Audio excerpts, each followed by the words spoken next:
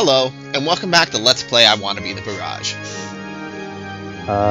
This is Moogie, and we're here for one last hurrah, I suppose. Yes, we made it through the nearly impossible taiko drum, and now we've only got the last boss in front of us. We've come a long way since then. Since when? Well, since the last video we just made like 2 minutes ago.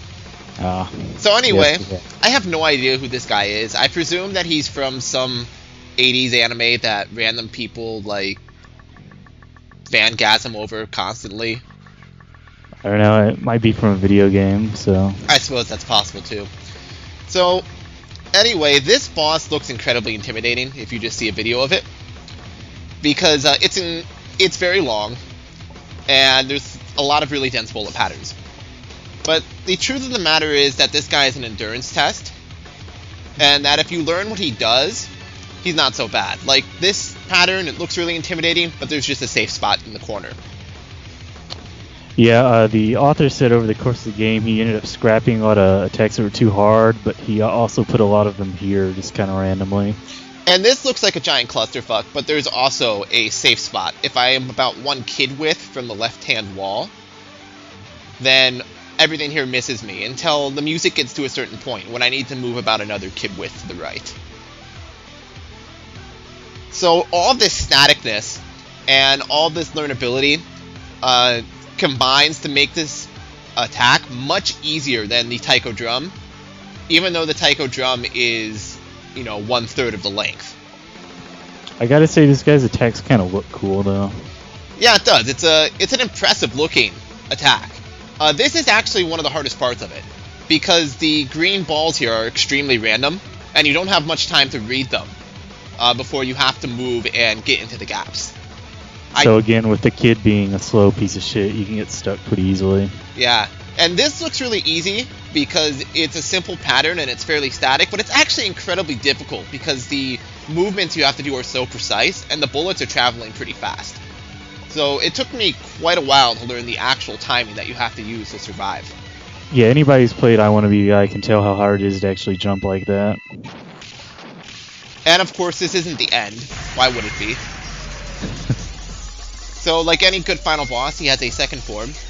And this is also pretty damn tricky, again, because it's so random. I have to basically stream these bullets around the outside edge of the screen.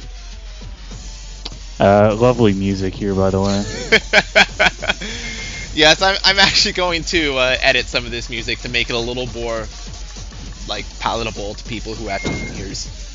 And then I have to get to the lower left corner here really fast in order to be able to dodge this wave. So this wave lasts a really long time, but it's actually pretty easy to dodge. I don't think I ever died on it.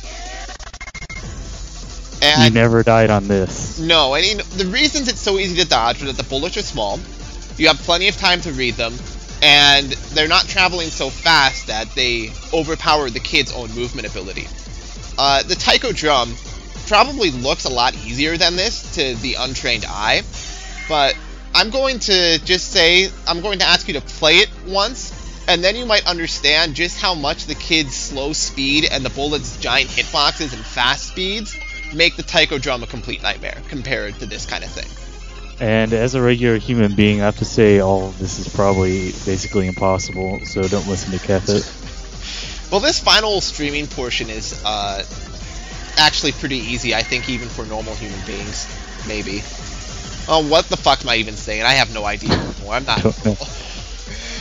But yeah, this doesn't look that bad. Kind of a strange attack to end things on, don't you think?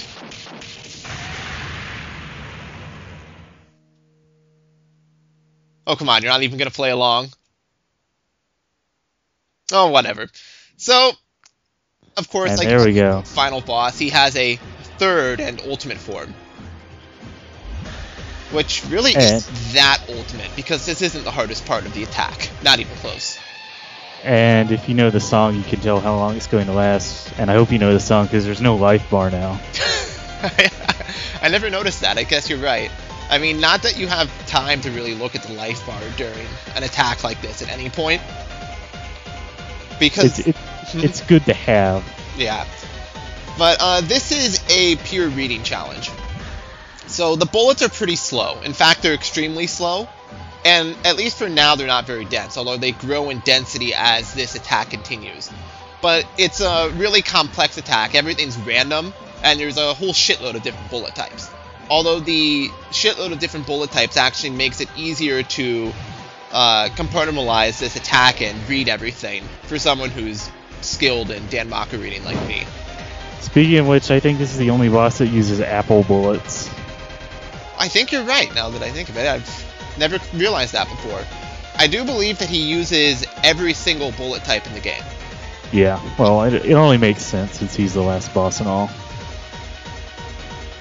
Oh, the curse. Oh, he's also got those curse bullets that I don't think anybody else uses. He used them during the transition from his first and second forms. Right. So we're almost done here. And there we go. I've beaten I Wanna Be The Barrage. And unfortunately, there's no hilarious dick move at the ending or anything. You do get these hilarious credit sequence, though, with this very majestic Zelda music of all things.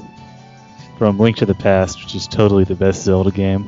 So, for some numbers, because I know you all love those, and just to back up my claim that this stage is a lot easier than the Taiko Drum, I died on this stage about 166 times, and it took me a little over 3 hours to complete.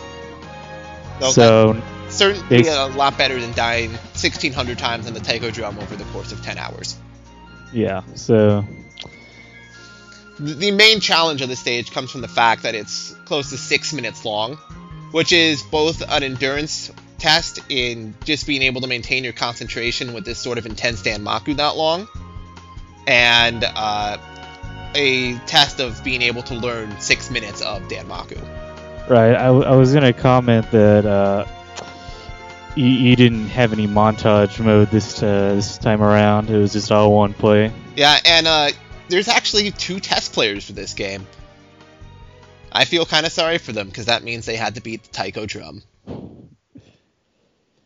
I don't know if they actually did, because in the README, the author mentions that he's beaten the game, but doesn't mention anything about anybody else having beaten it. Well, someone had to beat it. I mean, I guess we can presume that since it was actually beatable. Yeah. So anyway, after beating the final boss, you are dumped back to the stage select screen unceremoniously, where you're given access to the 5th stage and can go back to any of the levels in it at any time. You know, just in case you want to burn even more hours of your life against the Taiko Drum.